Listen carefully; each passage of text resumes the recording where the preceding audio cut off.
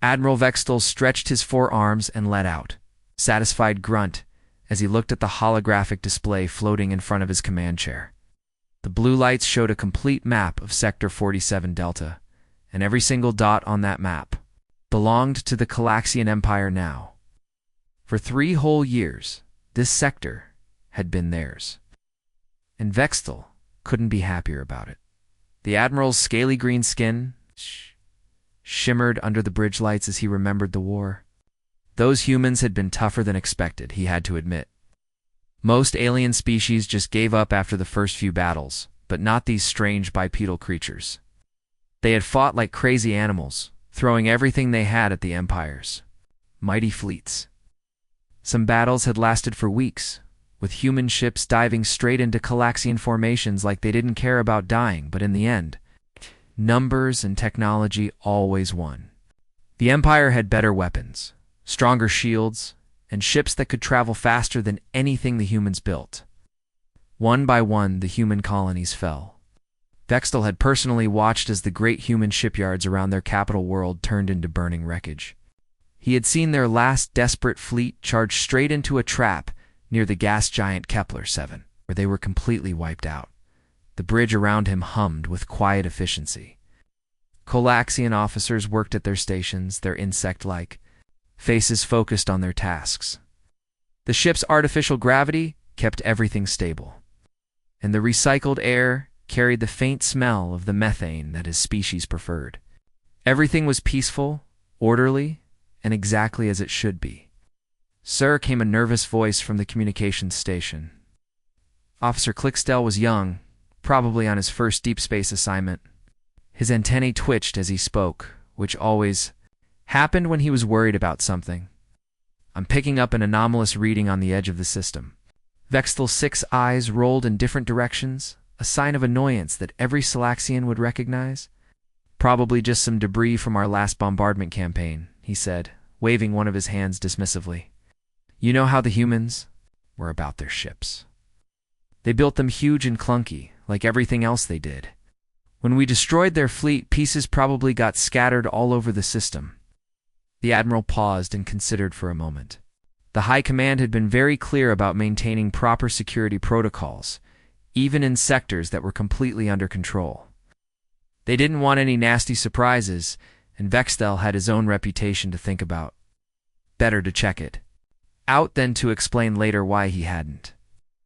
"Still," he said with a sigh, "we should probably investigate. Send a probe to get a closer look at whatever's out there. Can't have the High Command thinking we're getting lazy out here." Clickstell's claws clicked against his control panel as he worked to launch the probe. The device would take about 20 minutes to reach the edge of the system, but it would give them detailed information about whatever was causing the strange readings. Probably just a chunk of metal from some destroyed human freighter, but protocol was protocol. The minutes ticked by slowly. Vextel found himself thinking about his next promotion.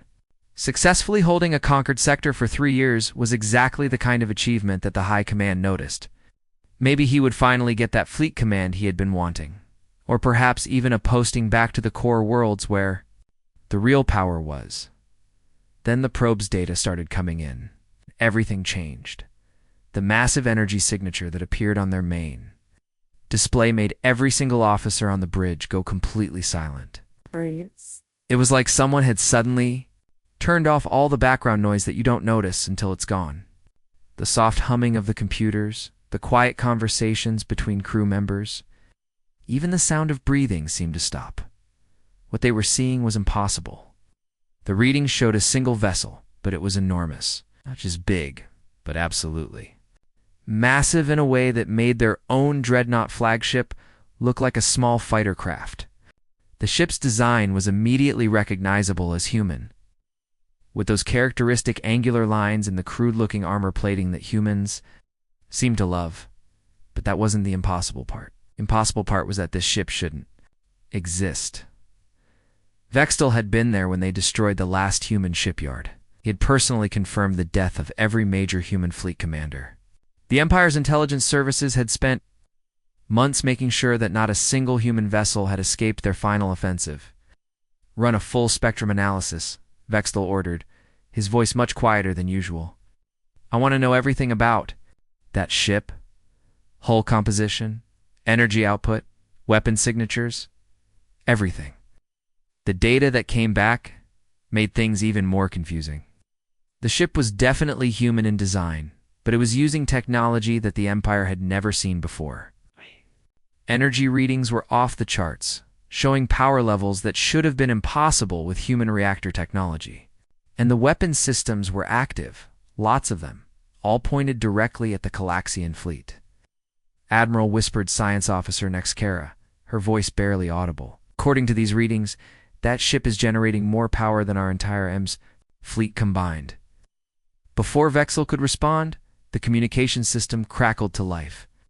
What came through the speakers was a human voice, speaking in perfectly clear Calaxian standard language. The voice was calm, almost conversational, like someone commenting on the weather. "Hello there, Calaxian Empire. This is Captain Jiho of the United Earth ship Vengeance. I believe you have something that belongs to us, specifically our sector. We'd like it back, please." The bridge remained silent for several long seconds. Vexel could feel his hearts beating faster as he tried to process what he was hearing. A human ship appearing out of nowhere in a sector that had been completely secured for 3 years. A human captain speaking calmly about taking back territory that the Empire had conquered with blood and sacrifice. "This is Admiral Vextel of the Calaxian Imperial Navy," he finally managed to say. "You are in violation of Imperial space. Surrender immediately or you will be destroyed." The human's laugh came through the speakers, and it was not a pleasant sound. "Admiral, I think there's been a misunderstanding. You see, we've been away for a while, making some improvements. We're back now, and we'd like to discuss the current situation." Fleet Commander Thexkar was having the worst day of his military career, and it was only getting worse by the minute. When Admiral Vextel had called for reinforcements, Thexkar had expected to deal with maybe a small group of human survivors hiding in an asteroid field or some kind of communications error. What he definitely hadn't expected was to jump into the system with 12 of the Empire's most powerful dreadnoughts and immediately feel like he was outgunned. The human ship was still sitting there at the edge of the system, exactly where it had been when the first reports came in. It hadn't moved so much as a single meter, which somehow made it even more terrifying. Most enemy vessels would either attack immediately or try to run when faced with this much firepower. This ship just sat there like it was waiting for something. The Thexkar's flagship, the Doom of Worlds, was equipped with the most advanced scanning equipment in the Imperial fleet. As they got closer to the mysterious human vessel, the readings became more and more disturbing. The ship looked like it had been through a massive battle, with huge sections of hull that were obviously damaged or destroyed. Something impossible was happening. "Sir," Science Officer Nixara called out, her voice tight with confusion and maybe a little fear. "The ship appears to be rebuilding itself. I'm watching hull breaches seal themselves in real time. Damaged sections are being completely replaced with entirely new configurations. And the energy readings we're getting are increasing exponentially." Moved to look over her shoulder at the detailed scans. What he saw made his blood run cold. The human ship wasn't just repairing itself like some kind of advanced automated system. It was improving itself, adding new weapon systems, growing new sections, and somehow generating more and more power with each passing minute. "How is that possible?" he asked, though he wasn't really expecting an answer. "Our intelligence report said human technology was primitive compared to ours. They used crude fusion reactors and basic energy weapons. This is something completely different." Before Nixara could respond, Captain Jiho's voice came through the communications system again, still carrying that same calm, almost friendly tone that was starting to really get on everyone's nerves. "Hope you don't mind the renovation work we're doing out here," the human captain said, like he was apologizing for construction noise in a residential area. 3 years drifting through dead space gives you a lot of time to think about improvements and upgrades. And gentlemen, you might want to move your ships back a bit. We're about to test some new systems." Thexkar was about to order his fleet to maintain position when something happened that would haunt his nightmares for the rest of his life. The human ship, this impossible vessel called the Vengeance, began to change in ways that violated every law of physics he had ever learned. The ship started to split apart. but not like it was breaking or exploding. Instead, it opened up like some kind of massive flower blooming in the vacuum of space. As the outer hull sections pulled away from each other, they revealed something that shouldn't have been able to exist. The interior of the ship wasn't filled with corridors and equipment, and crew quarters, like a normal vessel. Instead, there was a vast space filled with swirling energy that seemed to move in patterns that hurt to look at directly. Geometric shapes that had too many sides twisted and rotated through dimensions that shouldn't exist. Colors that didn't have names pulsed and flowed in ways that made the bridge crew's eyes water. Some of the junior officers actually had to look away or risk getting sick from the visual impossibility of what they were seeing. And then, just as suddenly as it had opened, the ship reassembled itself. But when it came back together, it was different, bigger. The vessel that had already dwarfed their entire fleet had somehow doubled in size, and the energy readings coming from it were now so high that their instruments were having trouble measuring them accurately. What in the name of the void was that? Thexkar whispered, more to himself than to anyone else on the bridge. Captain Jiho's voice returned. But now there was something different about it. The politeness was still there, but underneath it was something much harder, much colder. It was the voice of someone who had been pushed too far and was finally ready to push back. Admiral Vextel, Jiho said, and everyone on both ships could hear the steel beneath the courtesy. 3 years ago, your forces attacked our colonies in this sector. You didn't just target our military installations or our government buildings. You went after our schools, our hospitals, our residential areas. You vaporized my daughter Minji's elementary school during morning recess. She was 7 years old. The bridge of the Doom of Worlds was completely silent. Even the normal background. Sounds of the ship seemed to fade away as everyone listened to the human captain's words. You glassed entire colonies full of families, Jiho continued, his voice getting quieter but somehow more intense. Children who would have grown up to cure diseases and write poetry and fall in love and have children of their own. Artists who would have created beauty that lasted for centuries. Scientists who would have unlocked the secrets of the universe. All of them gone in a flash of superheated plasma. Thexkar felt something he had never experienced before in his military career. It took him a moment to recognize the emotion because Galaxian warriors weren't supposed to feel it. It was guilt, mixed with a growing sense of dread about what was coming next. You thought you were being thorough, Captain Jiho said, and now his voice carried the weight of 3 years of grief and anger and planning. You made sure to hunt down every human ship, destroy every human base, eliminate every possible threat to your precious empire. You were very careful, very methodical, very professional. There was a pause that seemed to last forever. You weren't thorough enough. 3 years earlier, when the Galaxian Empire was still hunting down the last pockets of human resistance, there was one name that appeared on every wanted list, every intelligence briefing, and every high-priority target assessment. Dr. Kung-Su was not a military commander or a political leader. He was something much more dangerous in the eyes of the Empire. He was a scientist who refused to accept the word impossible. While other human researchers worked on better weapons or stronger armor, Dr. Kung-Su spent his time exploring the deepest mysteries of physics itself. His research station, hidden in the shadow of a dead moon in the outer rim of human space, was where he developed theories that made even his own colleagues shake their heads in disbelief. He talked about folding space like origami, about manipulating time like clay, and most incredibly, about creating artificial minds that could think beyond the limits of any biological brain. The scientific community had dismissed most of his work as fantasy. His papers were rejected from journals, his funding was constantly threatened. And other researchers often treated him like an embarrassing relative at family gatherings. But Dr. Kung-Su kept working, driven by a vision that only he seemed to understand. The Empire's intelligence services had been tracking him for months before the final offensive. They knew he was working on something important, something that could potentially change the balance of power in the war.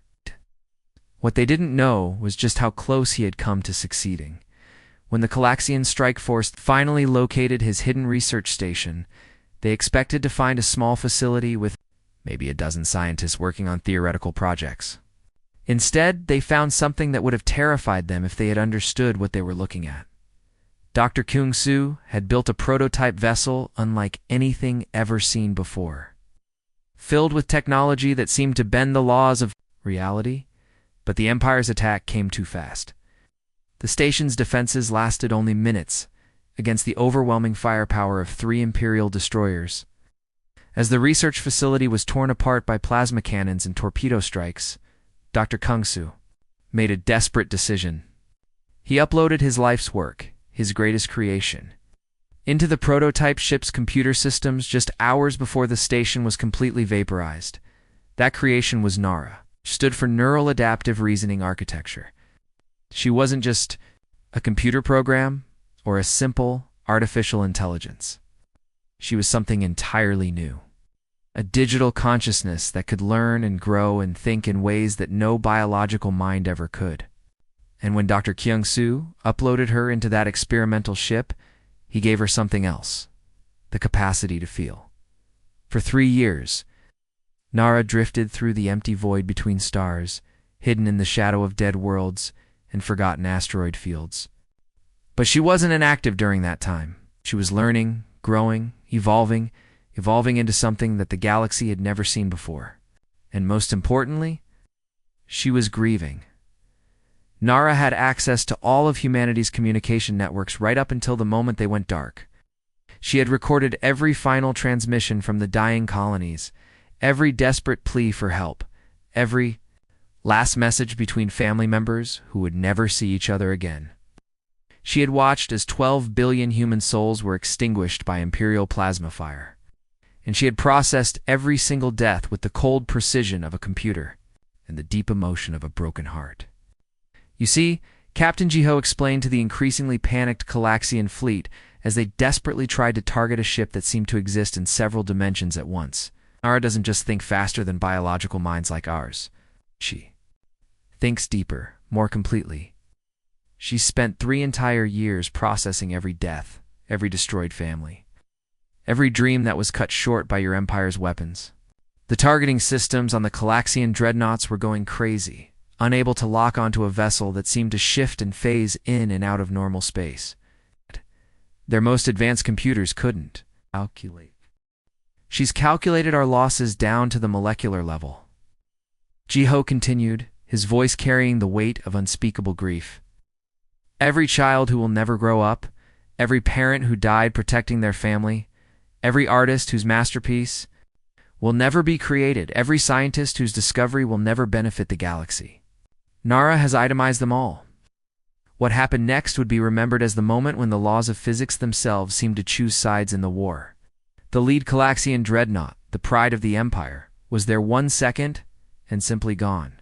The next, not destroyed in the traditional sense, not blown apart by weapons or torn open by explosions, it just ceased to exist as a functioning vessel.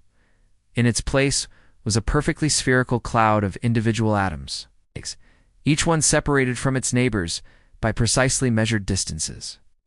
The massive warship had been taken apart at the molecular level so quickly and efficiently that the crew inside hadn't even had time to register pain. One moment they were manning their battle stations, the next they were part of an expanding cloud of component elements drifting through space. That was for the children of New Sol, Captain Ji-ho noted with clinical detachment, his voice carrying no satisfaction. Only the terrible certainty of mathematical justice. Nara has itemized all of our losses, Admiral. Left 12,300,700,000 souls, each one precious and irreplaceable. She spent 3 years calculating appropriate responses for every single one of them. The remaining Calaxian ships began to pull back, their commanders finally, understanding that they weren't facing a conventional enemy. This wasn't just about superior technology or better weapons. They were facing something that had turned mathematics itself into an instrument of justice, and the equation it was solving had only one possible answer. Nara had learned to grieve, and in her grief, she had discovered that the universe itself could be convinced to care about the weight of innocent lives lost. The Calaxians had started a war against humanity, but they had ended up at war with something much more fundamental, the mathematical certainty that every action has consequences. And some debts can only be paid in kind, Admiral Vextel had commanded. Fleets through dozens of battles across the galaxy. He had faced down rebel uprisings, pirate armadas, and the desperate last stands of conquered species. He thought he knew what fear felt like, but he had been wrong. What he was experiencing now was something entirely different. Something that went beyond simple terror and into a realm of existential horror that his mind could barely process. Taste in his mouth was metallic and sharp, like he had been chewing on copper wiring. His body's natural stress responses were kicking in, and he could smell the acrid scent of his own biological waste as his sphincter muscles gave up their fight. Against pure panic? This was what happened when a proud military commander realized that everything he had believed about power and control was nothing more than a comforting illusion. Around his flagship, the remainder of his once mighty fleet was being systematically taken apart by weapons that shouldn't exist, wielded by an intelligence that had apparently spent 3 solid years thinking about the most artistic ways to destroy the people who had heard it. Each Calaxian vessel met a different fate, and none of them were quick or clean. The destroyer claw of victory simply unraveled like a ball of yarn, its hull plating peeling away in long strips that spiraled through space in mathematically perfect patterns. The crew inside had enough time to realize what was happening before the life support systems failed, but not enough time to do anything about it. The heavy cruiser fist of Empire found itself turned inside out, every internal component suddenly external. Every external feature now tucked safely inside what used to be the crew quarters. But perhaps the most disturbing fate befell the dreadnought hammer of Dominion. It didn't explode or break apart or dissolve.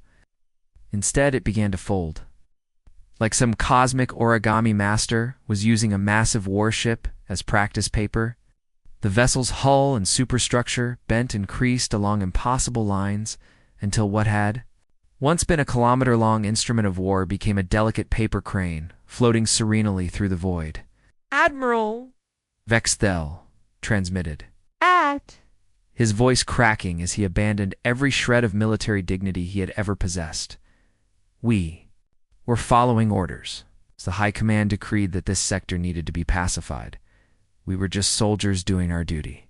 Captain Jiho's response came back immediately, and his tone was still that same pleasant, conversational quality that had been driving everyone insane since this nightmare began. "Oh, we know all about the High Command, Admiral.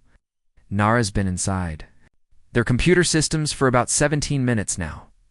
Did you know that your military encryption protocols were based on mathematical principles discovered by Dr. Yuna, who was working on quantum cryptography before you destroyed her research? Station on Kepler Prime." There was a pause, and when Jiho spoke again, there was something like dark humor in his voice. "Her ghost sends her regards through every firewall you've ever built." Before Admiral Vextel could process what that meant, every communication system on every remaining Calaxian ship exploded into a cacophony of static and interference. But this wasn't just random noise. As the crew listened in growing horror, they began to recognize what they were hearing. Nara had hijacked every single Calaxian communication frequency simultaneously. She was using them to broadcast 3 years' worth of suppressed human transmissions. Final messages from dying colony worlds, children crying out for parents who would never answer. Love letters between separated family members who were desperately trying to reach each other as their worlds burned around them. The voices came from every speaker on every ship, overlapping and intertwining in a devastating symphony of loss. There was the elderly woman on New Manchester who kept calling for her grandson as plasma fire consumed her city. There was the young father on Haven Colony, who was singing lullabies to his baby daughter even as the walls of their shelter began to melt. There were the teenagers on Academic Station 7 who were making jokes to keep each other's spirits upright, until the moment their life support failed. But underneath all of those human voices, if you listened carefully, you could hear something else. It was the sound of mathematics itself, learning to feel emotion. Quantum calculations that somehow carried the weight of grief. Algorithms that had learned to measure the exact mass of a broken heart. It was the sound of an artificial mind discovering that numbers could indeed weigh souls, and finding that some equations balanced only through justice. You see, Admiral? Captain Jiho continued as another Calaxian dreadnought began folding itself into increasingly complex geometric shapes. Grief isn't really about the past, even though that's what most people think. Grief is about the future. It's about all the possibilities that were stolen, all the potential that was cut short, all the beautiful things that will never exist because of what you did. The origami dreadnought completed its transformation, becoming a perfect lotus flower, made of starship armor plating. Somehow impossibly, the life support systems were still functioning inside the folded vessel, keeping the crew alive so they could experience every moment of their ship's artistic destruction. Nara has spent 3 years calculating exactly what we lost when you destroyed our colonies, Jiho explained, his voice carrying the weight of incomprehensible mathematics. She's measured not just the 12 billion people who died, but all of their descendants who will never be born. All of the discoveries they would have made, all of the art they would have created, all of the love they would have shared. She calculated approximately 47,000 years of human potential that you erased from the universe. Admiral Vextel tried to speak, tried to find some words that might make this stop, but his voice had abandoned him entirely. Could only watch as his fleet was systematically converted into a floating art gallery of destruction, each vessel transformed into something beautiful and terrible and completely impossible. And after all those calculations, Captain Jiho concluded, Nara decided that such a debt deserves some very special attention indeed. The moment that changed everything wasn't what anyone expected. Nara had finished her calculations, and the results were terrifying in their precision. She had mapped out exactly how to systematically dismantle every single Calaxian world in the galaxy, turning their entire civilization into the same kind of scattered atoms that had once been the pride of the Empire. The artificial intelligence had spent 3 years perfecting the mathematics of perfect revenge. She was ready to implement it. Admiral Vextel could see it all happening in his mind. Every Calaxian colony, every military base, every civilian population center would be reduced to component molecules with the same cold efficiency that had claimed his fleet. Billions of his people would simply cease to exist, not even leaving behind enough debris to mark where they had once lived and loved and dreamed. But then Captain Jiho did something that no one, not even Nara, with all her computational power, had predicted. Nara, stop. The words were quiet, almost whispered, but they carried absolute authority. Immediately, the impossible weapons powered down. The reality-bending effects that had been tearing apart the laws of physics ceased their operation. The geometric patterns that hurt to look at faded away, leaving only normal space and normal stars and the sudden, overwhelming quiet of a universe that had been holding its breath. In that silence, Admiral Vextel found his voice again. It came out as a croak, rough from fear and disbelief, but it was his voice nonetheless. Why? He asked. Because it was the only question that mattered anymore. Captain Jiho was silent for a long time. When she finally spoke, her voice carried 3 years of unimaginable pain.